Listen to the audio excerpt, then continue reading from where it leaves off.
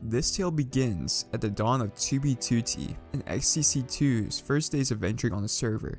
XCC2 happened to join the server during one of the busiest times, and spawn was filled with dozens of people punching each other to death with their fists. At that time, new players spawned at 0-0, and there was an obsidian area on the ground, approximately 15 by 15 blocks square. It was impossible to place any blocks on the slab or build on top of it. It was usually surrounded by a curtain of lava, water, and cobblestone that had to be navigated to escape.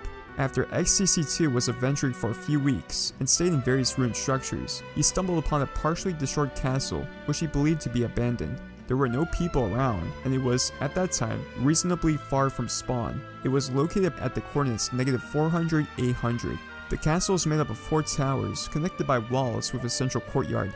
One of the towers was built almost to sky heights, which was 128 at the time, and had a room on top of it. In the courtyard, XCC2 found some small buildings against the inside wall, with signs named for inhabiting them. One of the names that he remembered was Pimp Master Flex. XCC2 doesn't know if he was the original builder of this castle, but he was part of the group of Facepunch users that made up most of the dedicated player base of 2B2T at that time. XCC2 decided that he would repair the castle and make it his home. It was all built out of cobblestone, so it was easy to fix. After a few days there, he began to notice that other parts of the castle were being repaired, and someone had even created a house nearby. Eventually, XCC2 would meet Alex0208, and they agreed to continue building and expanding the area around the castle. XCC2 built the base's iconic aqueduct, and shortly after, he constructed a drum tower and arched twin towers. The top of the towers were made of red wool that was produced by dyeing white wool blocks with roses. Roses were obtained by flying around the surrounding areas and collecting all the red flowers XCC2 could find.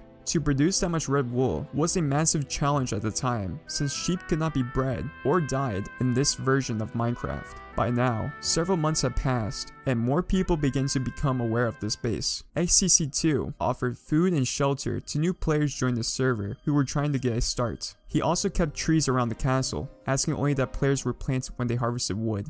At that time, the only trees in the game was oak. Many friendly players showed up, and some offered to stay around and build things. Others showed up during times that XCC2 wasn't there, and this is where he experienced his first taste of griefing on 2B2T. The griefing took many forms, some much creative than others. One player offered to stay and build at the base, but instead created the first lava cast XCC2 had ever seen, right in front of the castle. The player thought it was funny, so XCC2 waited until he logged out on top of the cast, and he quickly took it down. When the player next logged in, he fell from his logout position and fell to his death right in front of XCC2. XCC2 took his gear and used some cobblestone from the lava cast to construct the gatehouse on the front of the castle. One group of griefers was known as the Dark Carnival. After griefing, they would always leave a sign with their name on it and the words honk honk honk. XCC2 doesn't know who any of the individual members were. The only thing he saw was their handiwork. They were gentle griefers, usually producing something obscene and taking some items from chests. One of their projects was to create a large pink wool phallus in the castle's top tower room with white wool cream running down the side of the tower. Somewhere around this time, while flying was allowed on the server, some players showed up and they had a battle in the skies over the base. This was XCC2's first meeting of Cold_Storage77 and X0XP. Eventually, he would become friends with both of them. X0XP gave the base its name, NFE, named for the coordinates that it occupied, -400, 800. Griefing at NFE became somewhat of a sport, and there were various methods and levels of destruction over the years. For example, filling the courtyard with water, removing all of the torches at the base, covering the tower with lava or water, blasting parts with TNT, chipping down a tower, and burning buildings and trees. The worst of the griefers was a group from Finland that called themselves Pillandia. The members were Fenster, Parjin, Vakura, and their leader, Arthur McGuire. These players made it their mission to completely destroy the entire place, and they succeeded. One day, XCC2 logged out in the castle as usual, but when he logged back in later, he was met with utter destruction.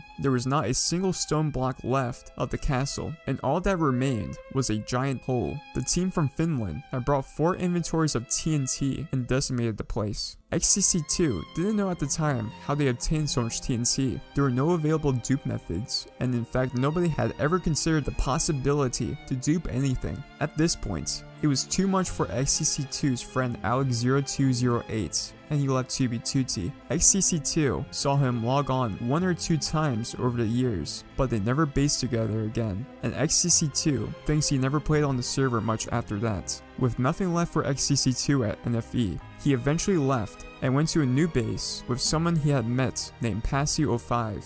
They would go on to build together at Squid Base, Plugin Town, Ziggy Base, and several other famous places together. Over the months, XCC2 would eventually return to NFE when one of the other bases he was at fell. The various friends of NFE that he met over the years would usually assist him. These players were Aaron, Fisky, Police Mike 55, JDW9966, X0XP, Ziggy_S, Spit Kane, Leon Norius, Live Lion, Cytotoxic T Cell, and many others. Some players even showed up when XCC2 wasn't there, and performed their own rebuilds or repairs, and contributed by building their own buildings. Tubin built his church, Z_S made the farms below NFE, Dr. Heavy created his Obsidian Egg Tower, Sato86 built the Valkyrian Embassy, and a player from the Broville server even made a house. XCC2 would spend months there, guarding and repairing the base after each grief. Usually none as bad as the one performed by the Pyland team.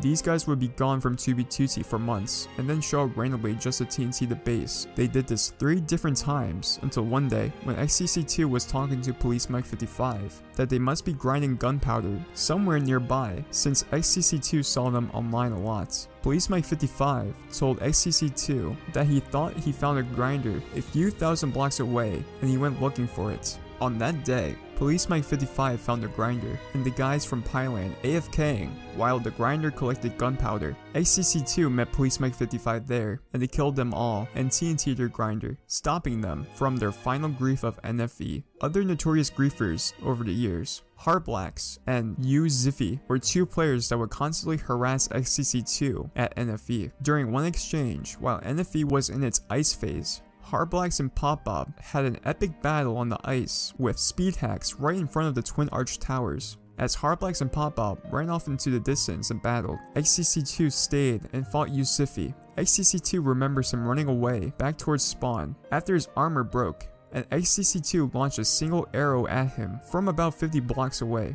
The long arch of the arrow found its mark as he ran, and Yusifi died on the ice. Pop-Up would waver between being friendly with NFE and its enemy. One day, XCC2 logged in and found Pop-Up at NFE on one of his alternate accounts, creating a huge lava cast over the castle. For months, Pop-Up claimed that it was not him doing it, but someone else with access to the alt. With new versions of Minecraft came strange new problems to the map. These included different terrain generation, the rising of the oceans, and sometimes NFE was in a tundra biome and the oceans were frozen. NFE was home to 2B2T's first operating end portal, which XCC2 constructed out of end-frame blocks produced during the first backdoor hack on the server. Police Mike 55 and some others had tried to create a portal weeks earlier, but they were unaware of the correct Eye of Ender orientation. With Police Mike 55 present, XCC2 lit the end portal in a special room he constructed under NFE to look exactly like a real stronghold end portal room. Police Mike 55 and XCC2 were the first to enter the end and generate the original "the end map on 2B2T. Later that day, JDW9966 and XCC2 slayed 2B2T's first Ender Dragon. Ultimately, many more portals were created on the server with hacked end frames, and House became aware of this. He removed all the portals he could find, and even removed all the endstone blocks brought back to the overworld by using World Guard. The current end map is the second one to be created after Housemaster built his own end portals and allowed access officially. Conclusively, XCC2 grew tired of doing repairs and the griefing got too intense. With the new world heights of 256, the lava cast grew too large. Dozens of withers were released under NFE, and the entire underground, which had crops, animals, horses, and rooms dating back to 2012, were completely carved away. He lost interest in repairing NFE and completely abandoned it after its griefing. The base fell for a final time in January 2014. Today, the devastation from Spawn stretches all to NFE and beyond. XCC2 sometimes roams its grounds and will hand out supplies and gear to new travelers who find their way there. Thanks for watching. I would like to thank XCC2 for the information for this video. I'll leave a link to his original Reddit post about NFE in the description. Leave a like and maybe consider subscribing for more information like this in the future. Anyway guys, stay fast and see you guys next time.